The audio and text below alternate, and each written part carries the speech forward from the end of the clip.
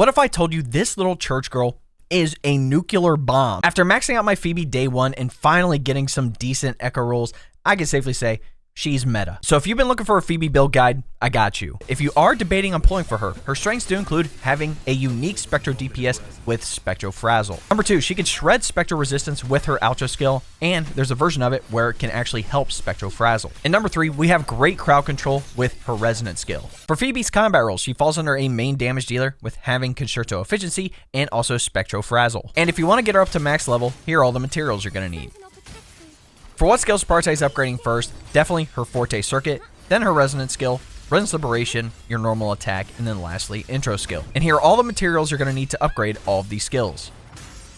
For Phoebe's best weapon options, her signature Luminous Hymn is your best bet, plus it looks amazing. If you don't want to pull for a signature, that's okay. We do have a couple of other 5-star options, including Yinlin's signature, String Master. Even Zez's signature, Rhyme Drape Sprouts, is decent as well. Your last 5-star option would be the standard Cosmic Ripples. If you don't have any 5-star weapon options, don't worry, there are a couple of 4-star ones you can use. For Phoebe's best echo sets, we do have 2 options, but the best one that I would highly recommend is 5-piece Eternal Radiance. At your 4-cost echo, we're looking for the Nightmare Morning Aches with a main stat of crit damage. For your 2 3-cost echoes, we're looking for either SPECTRO damage or attack percentage, and for your 2 1-cost attack percentage. And for your substats, we're looking for at least 60% crit rate, crit damage, attack percentage, heavy attack bonus, flat attack, and then a little bit of energy regen. Your next best option would be 5-piece Celestial Light. If you already have a decent set, this one can be used in the beginning before you get a good Eternal Radiance set. At your 4-cost echo, we're looking for the regular Morning Aches with either crit rate or crit damage as the main stat. At your 2 3-cost echoes, we're still looking for SPECTRO damage or attack percentage, and for your 2 1-cost attack percentage. And for your substats, we're looking for at least 75% crit rate,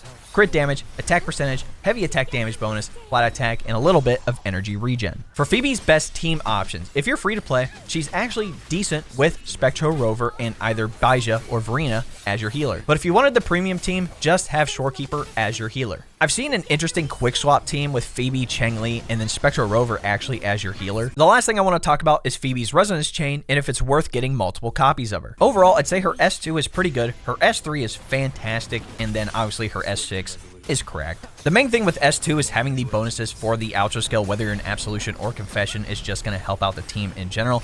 And with S3, not only having the heavy attack Star Flash increase when in Absolution, but having it increase a lot when in Confession makes Confession a lot more desirable. When we initially saw Phoebe in the 2.0 story, I immediately wanted her. I really didn't care whether she was a main DPS, a support character, or whatever, and I was able to get my hands on the 2.1 beta at the time. And after playing her, I was like, we absolutely have to have her.